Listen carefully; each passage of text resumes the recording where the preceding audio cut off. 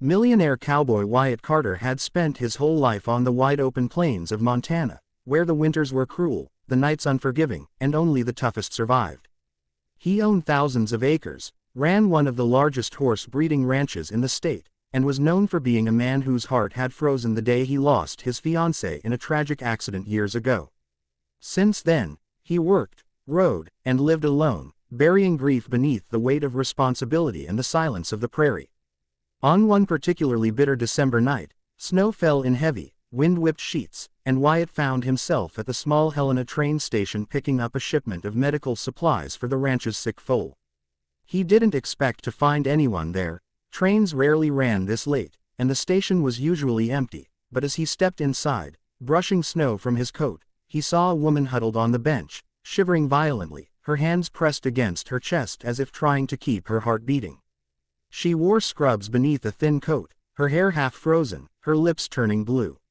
"Ma'am," Wyatt said, kneeling in front of her, "you're freezing to death." Her eyes fluttered open, revealing a pair of deep, tired brown eyes. "I missed my train," she whispered weakly. "I don't have anywhere else to go."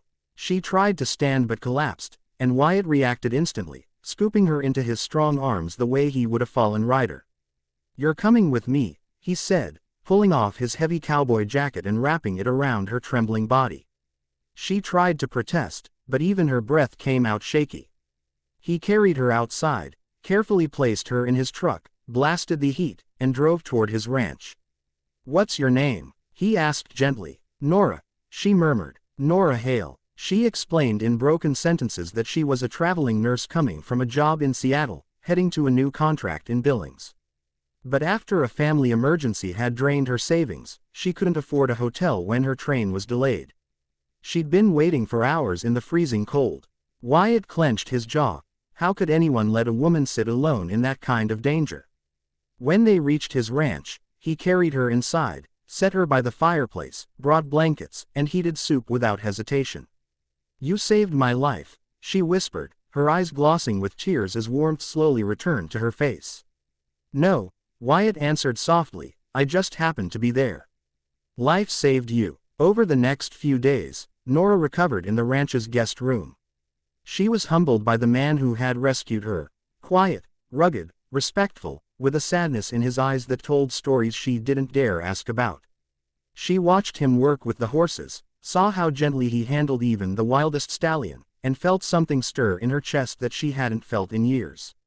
Wyatt, on the other hand, found himself listening for her footsteps in the morning, looking forward to the soft sound of her laugh when she tried, and failed, to cook breakfast for him, and catching himself smiling when she bonded with the little foal he'd been trying to save. One evening, as snow piled high outside, Nora joined Wyatt in the barn to check on the foal. She knelt, placing her hands on its small chest, whispering softly. The foal calmed immediately. Wyatt watched her with a mixture of awe and something deeper he'd fought for years, hope. "You're good with him," Wyatt said quietly. Nora smiled, stroking the foal's fur. "Healing is what I do. Animals are people. I just want them to feel safe." She looked up at him. "Even you, cowboy." The words hit him harder than a winter gale. Wyatt swallowed. "I don't need saving," he murmured, though his voice cracked. Nora rose slowly, stepping closer. "Everyone needs saving," she whispered. "Even the strongest." Wyatt turned away, breath shaky. "I lost someone. I don't." "Open up." Nora placed a gentle hand on his arm. "Then don't open up. Just don't push me away." For the first time in years, Wyatt didn't push. From that moment on, something unspoken grew between them. During shared breakfasts, during the hours Nora spent helping his ranch hand with minor medical issues, and during the evenings when they sat by the fire, sipping hot cocoa while the storm howled outside. One afternoon, after the blizzard cleared, Wyatt saddled 2 horses. "You ever ridden?" he asked. Nora laughed nervously. "Only once, and I screamed the whole time." "You're with me now," he said with a smile.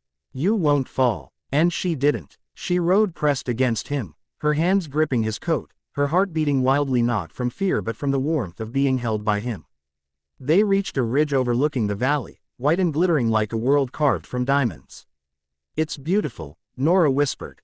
Wyatt looked at her instead of the view.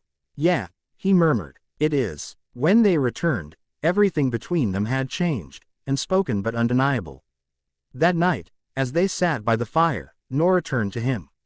Wyatt, I have to leave tomorrow morning. My contract starts in 2 days. His heart clenched. I know. I don't want to go, she breathed. The loneliness in her voice shattered him. Wyatt took a deep breath. Nora, I buried my heart a long time ago. I don't know how to do this. She touched his face gently. Then let me teach you. He kissed her, softly at first, then desperately, like a man realizing he'd been starving for years.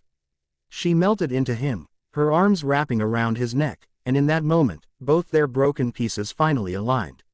The next morning, Wyatt drove her to the station.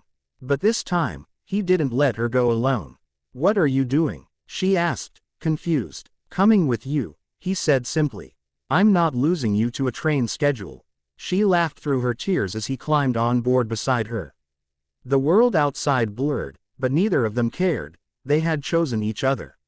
Months later, history was made. Nora Hale and Wyatt Carter became the couple who built Montana's first free mobile medical unit for rural families, funded by Wyatt's ranch and run by Nora's expertise. Newspapers called their partnership groundbreaking. Locals called it miraculous. But to them, it was simple. They had saved each other on a freezing night at a forgotten train station, and from that moment on, their love warmed a world far colder than winter. And when they finally married under a wide Montana sky, Nora whispered against his lips, "You didn't just save me, cowboy. You found me." Wyatt smiled, pulling her close. "And I'll never let you freeze again."